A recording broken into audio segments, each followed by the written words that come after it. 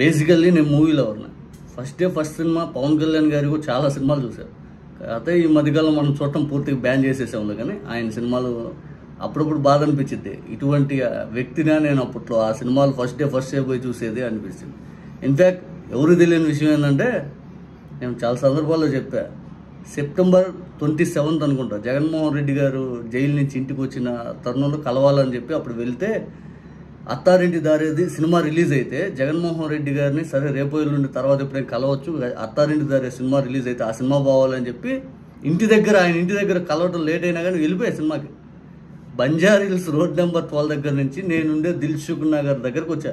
అప్పుడు mega theatre అది ఉండే దిల్సుఖ్నగర్లో, దాంట్లో చూసే అంత సినిమాలో ఎవరు నేను.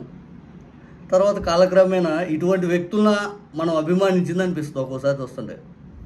నేను రాజేంద్ర ప్రసాద్ సినిమాలు కానీ, లేకపోతే శివాజీ, మన గరుడ పురాణం శివాజీ అతని సినిమాలు కానీ, అల్లరి నరేష్ సినిమాలు కానీ, రవితేజ సినిమాలు కానీ, అసలు మూవీలు ఎవరిని అంతే బీటెక్లో కానీ ఇంటర్మీడియట్లో కానీ పిచ్చిగా చూసేవాడిని.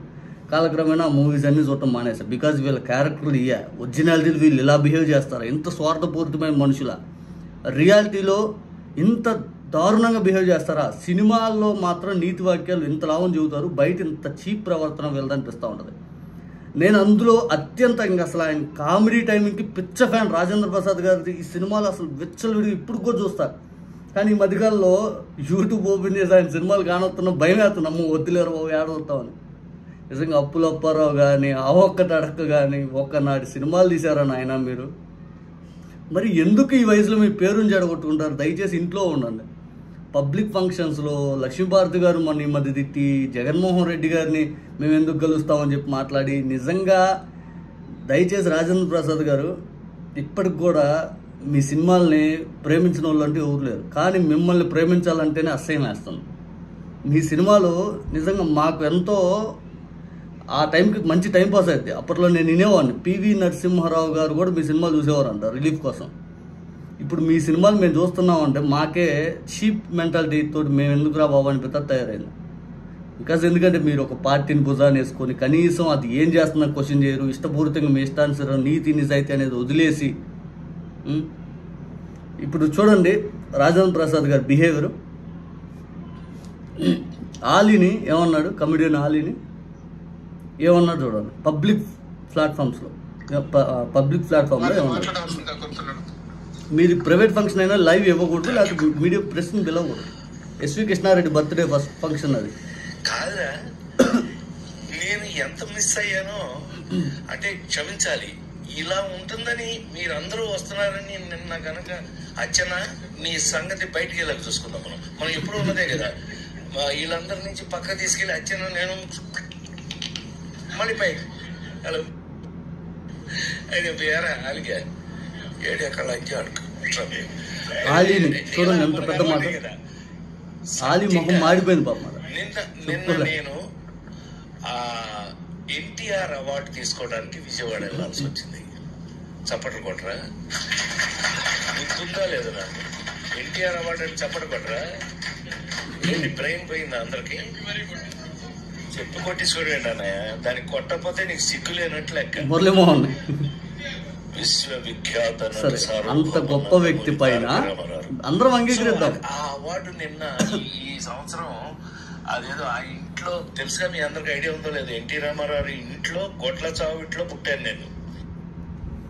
అంత గొప్ప వ్యక్తి పైన చెప్పులేసిన రోజు ఎక్కడ పోయారు మీరు?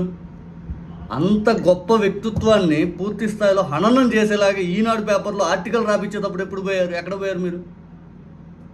ఆయన ఇంట్లో గొడ్ల చావిట్లో పుట్టానని చెప్పి గర్వంగా చెప్పుకునే మీరు ఆ వ్యక్తి పైన దుష్ప్రచారం చేస్తుంటే ఎక్కడ పోయారు మీరు?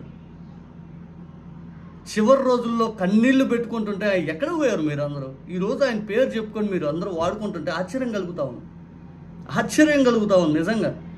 ఆ వ్యక్తి పైన ఎన్టీ రామారావు గారు, ఎస్ అందరం పెద్ద ఆయన, సరే ఏదైనా కానీ గౌరవిద్దాం పెద్ద ఆయన, కానీ ఆ వ్యక్తికి జరిగిన అన్యాయాన్ని మీరు గ్రహించకుండా ఇదిగో ఆ వ్యక్తి గొప్ప గొప్ప గొప్ప అని చెప్పి ఆ వ్యక్తికి గొప్ప అని చెప్పి నలుగురిలో మీరు ప్రూవ్ చేయడానికి ట్రై చేస్తున్నారు. ఓకే ఫైన్, మరి అప్పుడు ఎందుకు చెడ్డగా ప్రూవ్ చేయించారు?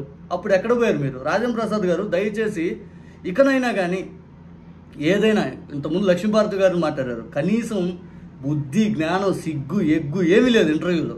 నేను అట్లాగే పిలుస్తా. జగన్మోహన్ రెడ్డి గారిని కలవచ్చు మీ సినిమా, మాకే సంబంధం, ఆయన ఎందుకు కలుసు? అదే చంద్రబాబు నాయుడు గారిని ఆలింగనం చేసుకొని కౌగులించుకొని ముద్దు పెట్టుకోవటం. నిజంగా ఎటువంటి చీప్ బిహేవియర్ చేశారంటే రాజేంద్ర ప్రసాద్ గారు. మీ సినిమాలను అభిమానించేది నిజం నాలాంటి వాళ్ళు చాలామంది ఉంటారు. ఐదర్ మేము వైసీపీ, టీడీపీ అన్నీ కాదు. అంత అభిమానం మీ మీద మేము చూపిస్తే చివరికి మీరు ఇచ్చిన రిటర్న్ గిఫ్ట్ ఏంటంటే కులపిచ్చి లాంటివి, లేకపోతే వ్యక్తులు పూజించే లాంటి ద్వేషించే మాటలు, బండబూతులు, ఇది మీరు రిటర్న్ ప్రజలకు ఇచ్చింది. ఏం చేస్తాం? ఏమీ చేయలేం. కాకపోతే మీలాంటి వ్యక్తుల సినిమాలు ఆరాధించినందుకు, మీలాంటి వ్యక్తుల సినిమాలు చూసినందుకు మాకే అసహ్యం వేస్తాం. అది ఏం చేయగలుగుతాం?